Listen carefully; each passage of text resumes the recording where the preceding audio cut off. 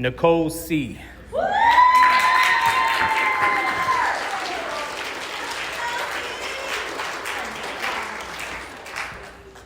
Thank you. Hey, my name is Nicole. I'm an addict.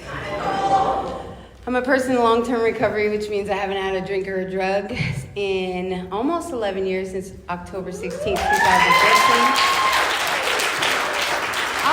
First of all, I want to just give a shout out to my God, because I think that's going to be my topic today. I had a epiphany today, I would say. I always want to get up and share and talk so much about myself and how strong I've been and all the things I've survived. And honestly, the most pivotal thing that's happening in my life right now is the relationship that I have been able to build with my Lord and Savior. And I would also like to ask for forgiveness from said Lord and Savior for some of the words that I'm going to say today. I like to cuss and sprinkle it in my sentences. So I'm from Portland. I come from a big family.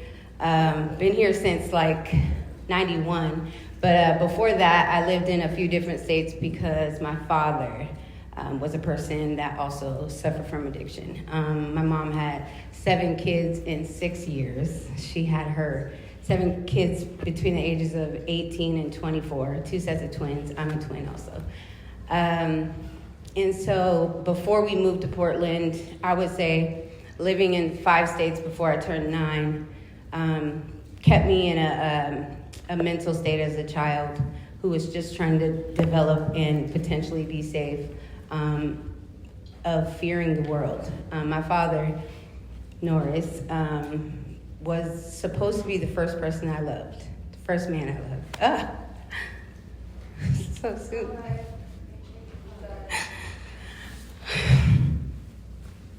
I don't talk about my dad. My dad was on drugs my entire life. He was on drugs before I was born, so it wasn't something he was going to stop because he had kids.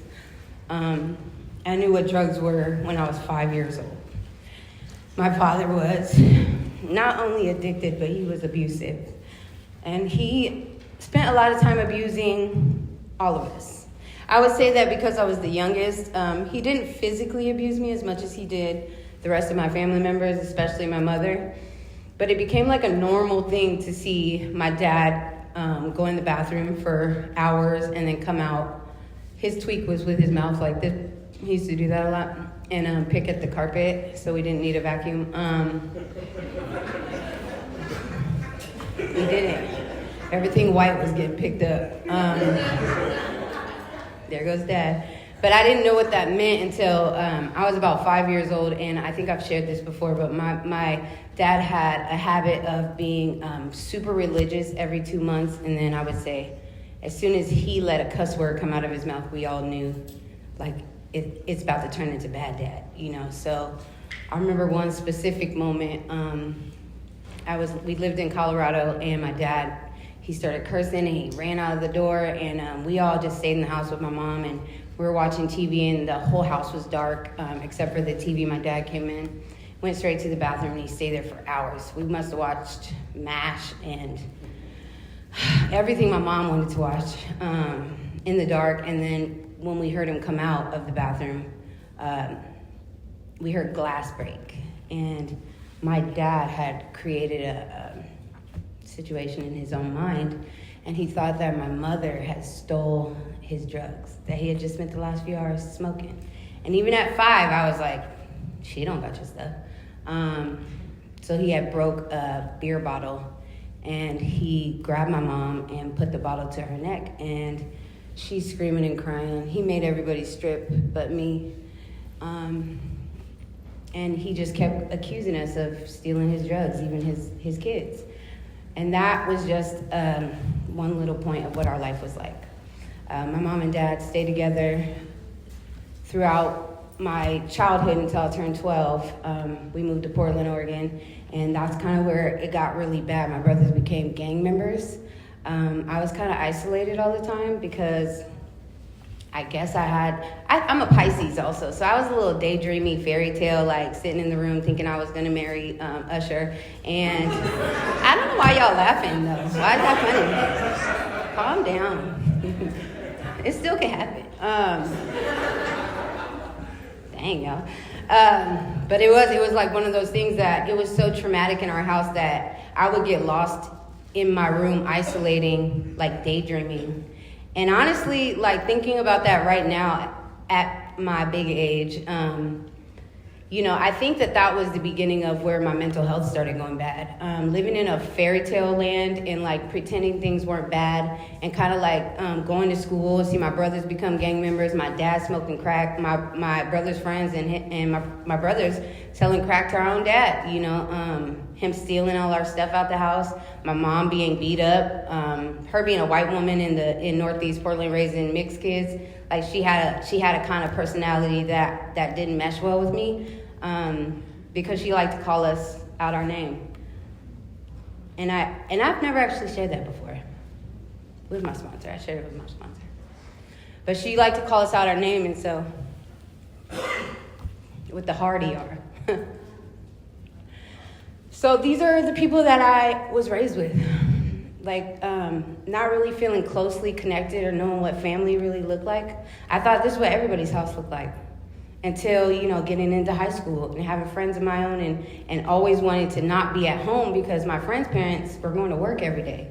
And like, they would care about where they were, or wasn't no drug dealing in their house. So it was like, that was the fairy tale coming true, in somebody else's world. So that's kind of the way I was raised. My mom and dad finally got divorced, which was one of the best things that ever happened to us, but it kind of just sent our household into a tailspin, because where my dad was becoming like way more toxic, obviously he's on crack, my brothers started running the household, and our house would get shot up all the time. And my mom was just letting this happen. So if you can imagine 5 brothers that are gang members, my mom selling drugs out the house, and then here I am just trying to pass, history at Harriet Tubman, trying to figure things out on my own. Whew. I think that my development was just arrested. I feel like this is all news to me right here in front of y'all. Like, what is going on? So that was my life for a really long time. We were moving around a lot. We got shot at a lot. It was violent, the life we had to live. And I couldn't understand. And I made a decision early on when my mom and dad got divorced that I'm not going to believe in God. Because if he believed in God, hell no. And plus, like, if God was real, help.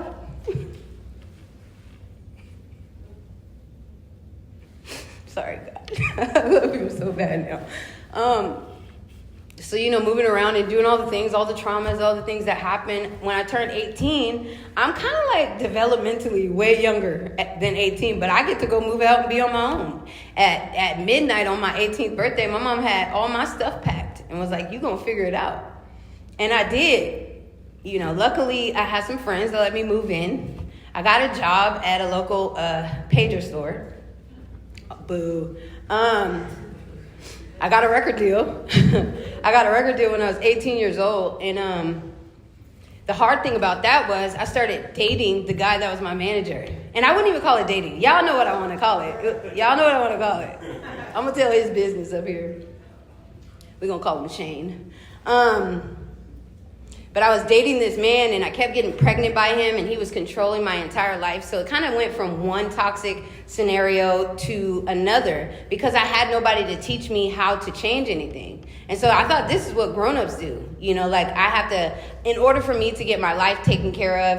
And plus, remember, I'm not focused on God or spirituality, or I'm just basically ratchet, putting a song out and doing grown-up things without understanding the consequences.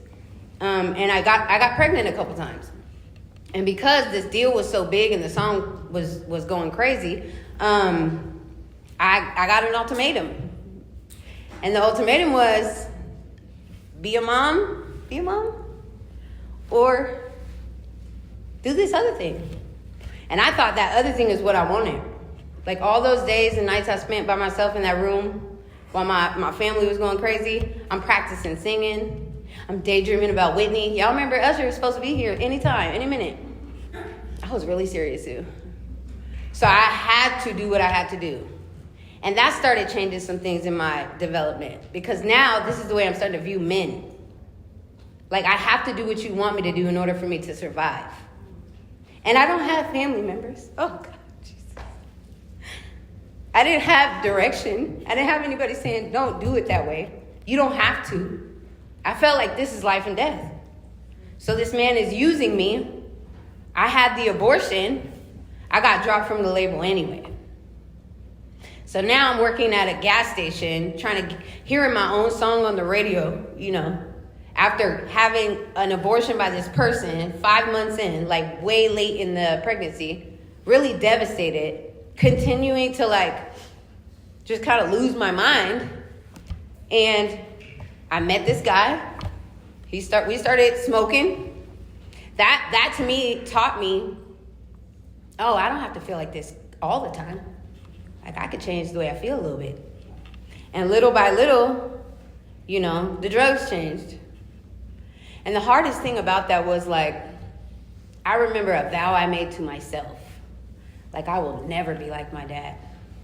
I remember how serious I felt about that. Like I will never be like him. Because honestly, I thought all these years my dad chose drugs over me. Like he don't love me. And here I am, I'm experimenting. It wasn't nothing crazy at first. But then I found out I was pregnant again. And with this career thing looming over my head, and I had all these contracts I was trying to get out of, and the man is calling me all these people want to see me, and I really had quit singing for real. They had posters all over MLK with my face on it, and here I am pregnant by some random person. I'm gonna tell y'all my tea. Don't be telling my business. But if you do tell my business, it's your business now, because I got through it. I got pregnant again at 20, and I decided, I didn't even realize I wanted to have a kid. But I didn't want anybody else to be in control of that decision. So at the worst time of my life, I had my first son when I was 21. His name's Dante. Oh, that's my bookie. So after having a baby, I went through postpartum really bad. The other thing about my upbringing is mental health is never talked about. You don't discuss anxiety. I hadn't even heard those words.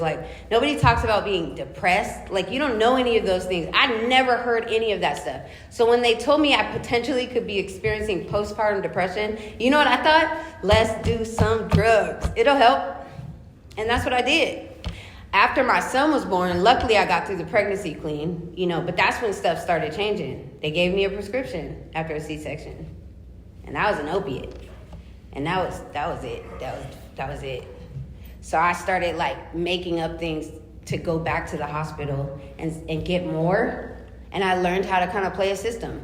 And that was the beginning of my addiction. When that happened, I also recognized my mother had her own addiction to opiates. And so it was easier to get. I didn't have to go to the doctor anymore. She was happy to give me drugs.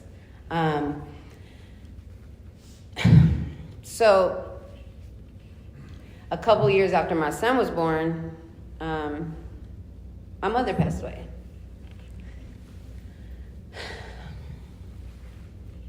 January 27th. I was 24 years old. And that was the first time I ever lost anybody.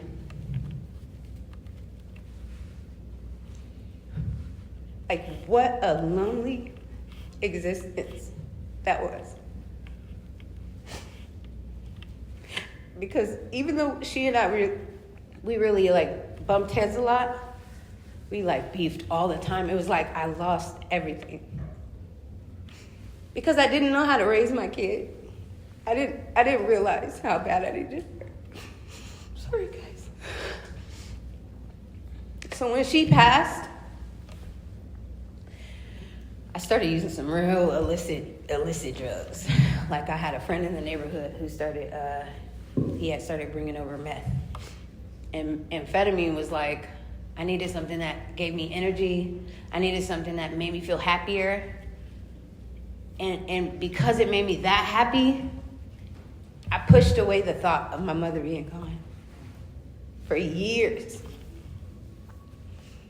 In my active addiction, I got pregnant 2 more times. All 3 of my children have different fathers. 2 of my children are by men that I just had a one-night stand with. Never shared that before. Jesus Christ. She got tea. They just slept with me. They didn't want no baby, you know? And I don't know what I thought I was doing, having another kid, and especially in that wreckage. I was past knee deep in my addiction, having children. And I was traumatizing my children the same way my father had traumatized me. I hadn't talked to my dad in years. I remember one day I was in my house and my brother had talked to him on the phone, and they used to always try to give me the phone, and I used to be like, no, I don't want to talk to him, and I had an attitude. And one day I was in the bathroom and my son was at my door and my brother was on the phone with my dad. I remember this so vivid. And I was so mad, like, why does he want to talk to me? And I promise that very moment it dawned on me, like, what you mad for? Oh, you're a hypocrite. Because your kids don't have you either. And it was literally that day that I finally got on the phone with my dad. And it was hard to talk to him because it had been all them years. I mean, I was about 29 at this time. I hadn't seen him since I was 16. And you know, I had written him off in my mind. Like, and then it dawned on me, like, it wasn't that I wanted to, like, what is the word? Bond over addiction. I didn't want to say, look, Dad, you proud of me? I just wanted something because I had nothing. And how can I judge somebody so harshly when I'm literally doing the exact same thing? And thus started a relationship of sorts that I had with my father until his passing.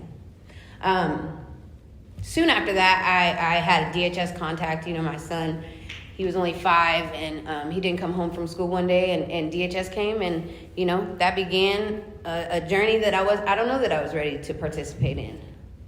You know,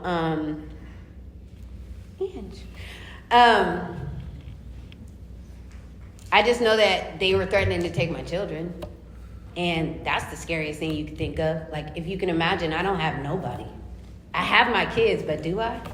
Like, you know, do they have me? That's what's hard. And so DHS is kind of in and out. I'm addicted at this point. My youngest son, he's born, his birthday's today, actually. He's 15 years old. My youngest son was born addicted to alcohol. And this is another thing I have never shared. I got to take the power out, you know, because I drank the entire pregnancy.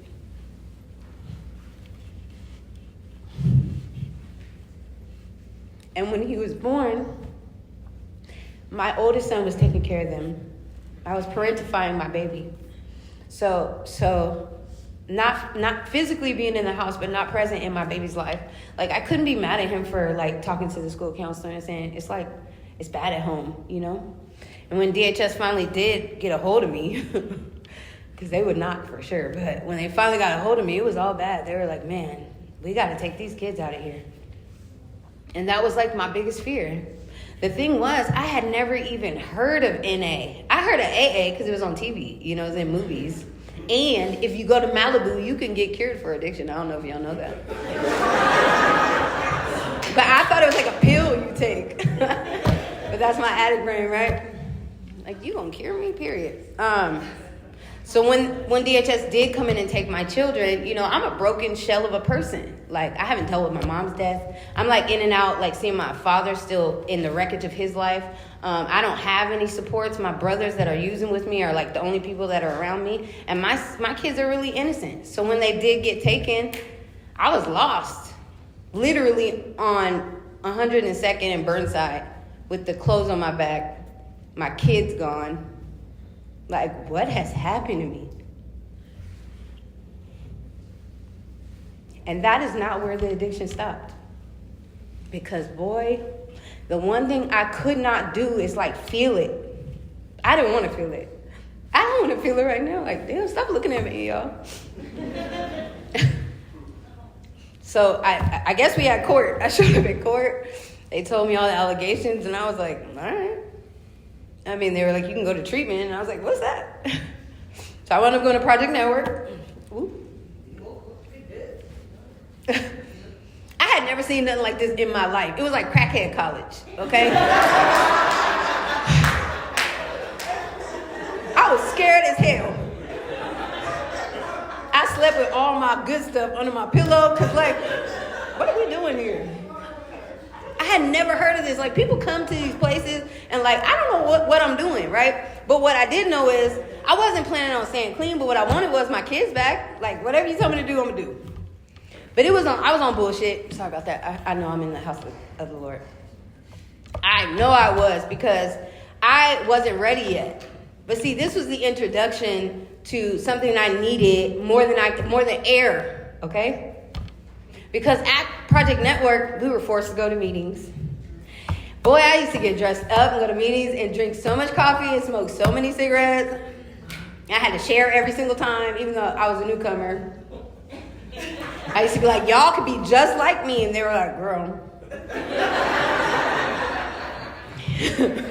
For my 27 days, period. But I did get my kids back, you know, and the hard thing about that is I spent all that time in treatment, got out, got clean and sober housing. I built this community of people. I saw people recovering. I didn't believe y'all though. Like, come on, you got 25 years like with nothing, zero things in your body. I didn't believe near one of y'all. I thought y'all was full of it, right? So going into this program with no trust whatsoever, I mean, it was easy for me to relapse. I did immediately. I pushed everybody away that cared about me, that little community that I had built up, because I thought this is what everybody's doing. Pretty sure everybody relapsed by now. But you know what happened? When I relapsed, nobody was around but my kids and me. Nobody was around to blame. And I went into such a psychosis, y'all. I remember spending my birthday walking in a circle in my room, 13 hours, crying, talking to myself. My son's knocking on the door. I kept hearing, Mom. Like every few minutes, Mom. And after a while, I didn't hear it anymore. And I laid down on the floor and I fell asleep. And when I woke up, was I asleep though? Because I was on meds. Something happened. See, this is what happened when you use drugs for a long time. I think I tell myself that part. But I do know when I opened the door finally, it was sun outside, and my kids had fallen asleep right outside the door. They just wanted me to come outside. And that still wasn't enough for me to get clean. But I guess it was enough for people to notice, like, they needed to step in and help them kids again. And honestly, that was probably the best thing that's ever happened in my entire life. October 16th, 2014, I went back to Project Network for the second time. Dun, dun, dun. It was different, though, this time. It was a real program, okay? They built a new building. It wasn't haunted anymore, you know. They didn't take my kids this time. You know, they allowed me to figure it out and get into treatment. And something different happened this time. I was so afraid of what I was going to feel like without using something. It was going to hurt so bad to think about my mom. About the things I had done to my kids. About the lack of resources I felt like I had or support that I felt like I had. But most of all, it just hurt to be in my own skin. Like, I wanted to die. I wasn't going to be a good mom. I was not going to be a good parent to them. And I had counted myself out. I had a really solid counselor that was like, go to a meeting, get a sponsor. My sponsor, Lisa S., she's my favorite human being. She is oh my God, she is so kind of ghetto. But I love how she talked to me. And I heard her in a meeting, and everybody said, you got to look for their recovery. Not what they got, but like look at their recovery. And if that's something you want, that's somebody that potentially could be a person to support you. And I asked her to be my sponsor, and she accepted. And she's been my sponsor ever since. And I feel like that was the beginning. That was the first relationship that I had in recovery that I trusted for real. She didn't want nothing from me. I was supposed to read out this book. My bad. You got it.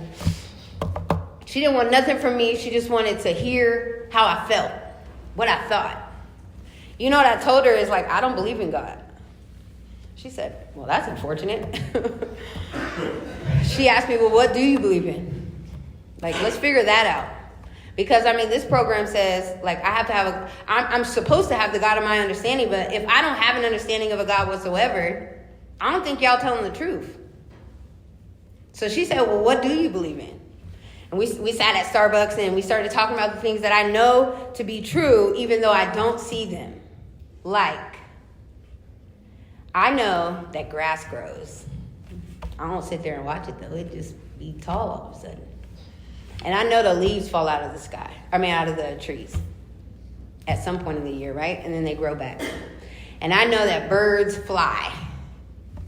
And sometimes you got to get down so far to that kind of basic in order to remember, like, there's something inside of you that wants to believe in something, but you're hurt. You're damaged. So with Lisa, I started doing more meetings. We started the 12 steps. I've just finished my second round of the 12 steps, okay? Don't be clapping for that. Don't be clapping for that. That's crazy. I thought I was going, so we started the second round around relationships. So this is where it got good. Because now I'm starting to talk about some stuff. And I'm like, oh, she about to hear what happened with that last dude I was dating. And she was like, but what did you do? I did not like her for like 2 years. What did I do? Did you hear the story? So I spent 5 years working on these steps, right? 5 years working on these steps. And I had 2 relationships in the last 10 years of my life. One with a person in recovery and one with a man that was just so fine I couldn't let him go, okay? And I talked about all the things they did and all the things they said and all the things, right? And I remember recently when we were getting towards the 12th step, I just started talking to Lisa about how God has sat me down. He has isolated me. I am so tired of pouring everything that I have into other human beings, and they don't give me nothing. And I'm not saying you ain't nothing. I'm just saying, like, we aren't a good match. I have 0 boundaries here. I get no respect here. But I felt such low self-esteem that I felt like that's what love was. And in the last year, God has broken my heart all the way so that he could pour himself into me.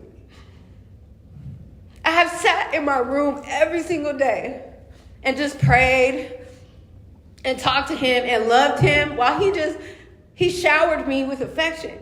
And he showed me all the ways that he was there with me, even on the times I didn't even know. The days I was choosing not to believe in him. Do you know how bad that hurts to even think? Like, all the things I was choosing to do because I had free will, God was still there. And when I got to that breaking point, like, God, I'm hurting out here. I can't do this no more. It was like that something came from me.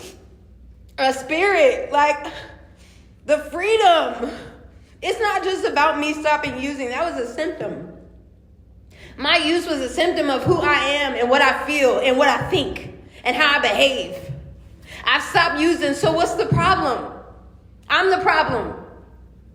So I got to go through each scenario that I've experienced and see my part in it. And ask God to sit with me. Sit with me while I go through something really hard. Cover me, God. And can I just share this last thing? There is no love from a human being that I have felt like the love of my Jesus Christ. Humans, y'all, we gonna do some stuff. Child, y'all get on my nerves. But no matter what I go through, no matter what I experience, God has given me every single detail of what I've asked him for. I have been saved. I am loved. I am well within myself. You know, and y'all cool. Y'all like me cool?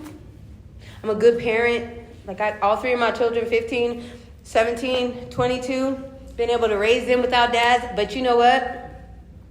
I am more grateful today than I have ever been in my whole life for the experiences, for all the struggles, for all the times I doubted. Because without my God, I would not be here with y'all today.